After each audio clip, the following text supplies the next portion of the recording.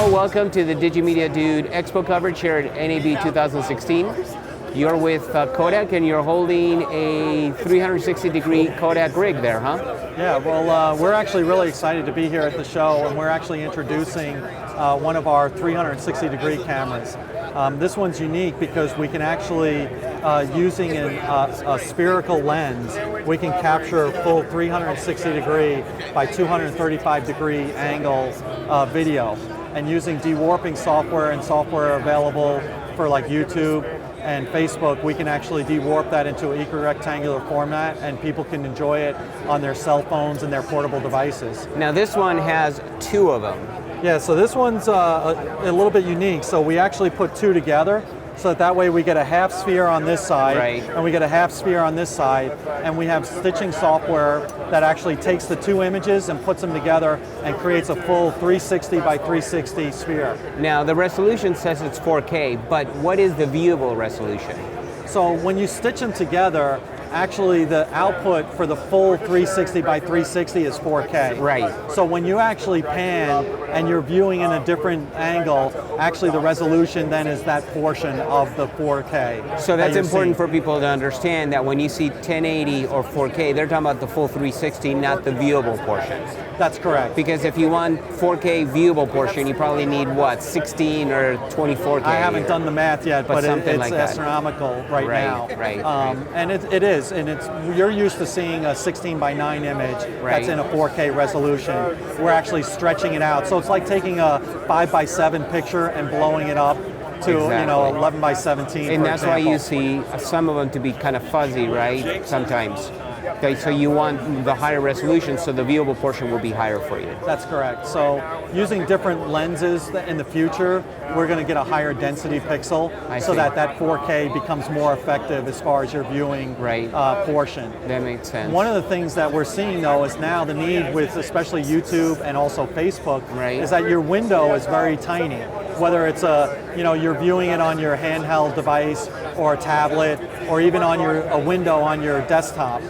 It's very small, so the resolution itself looks very good. Because you're looking at it on a very small It's when you blow it up that it starts to distort. Exactly. Now, what does it shoot at? 30 frames, 60 frames?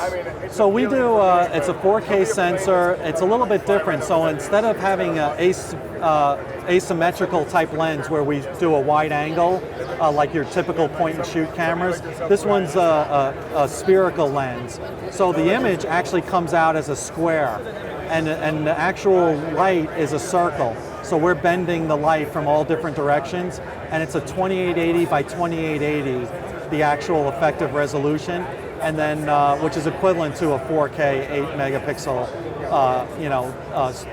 bit rate in that sense.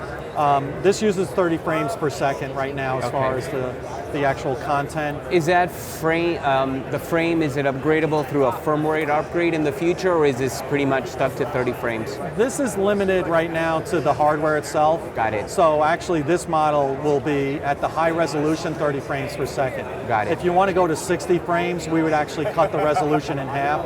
So if we do 1440 by 1440, we could get 60 frames. Right, okay. So it really just depends on motion, if you want high speed or if you need more detail as far as pixels. And who's your target market for the camera? Well, initially we started out with our first generation targeting YouTube users. So we wanted a very simple solution for people to create 360 interactive video that they can upload and share on YouTube. Since then, we now have a more professional market that's really going after creating 360 by 360 content. So we've implemented this model, which is the upgraded resolution to 4K, but also with the dual stitch, now gives you the capability of getting a full spherical image. So we're looking at the prosumer, essentially. The prosumer. And the software comes with it, the stitching software, or is it in the hardware? No, the software is actually, you download it from our website, Kodak PIXPRO.com, and then you can actually stitch this, comes with the cameras, so there's no additional charge for the software. So the workflow would be shoot with the cameras, download the footage, stitch it, then bring it into, for example, Premiere Pro, edit, then send it to YouTube and inject it with the metadata. Exactly. That's the exact process to do a pull from start to finish. From start to finish. There is one unique feature that we do have with these cameras.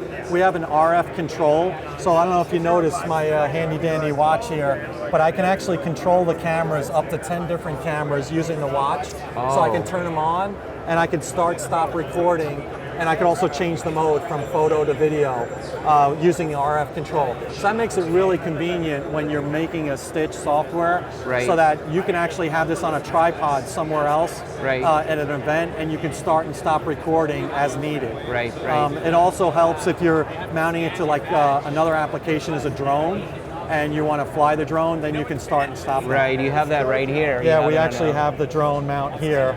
On the top and the bottom, so you can get the sky and the ground. Exactly. Yeah, that makes sense. Okay, and what's the cost for this now? This Dual Pro Pack is $8.99. So you get everything from the mount, the dual mount, the 2 cameras, the selfie pole, the RF control, and a couple other lens cap accessories for $899. And it's available at Kodak PIXPRO, PIXPRO.com on our site. I see.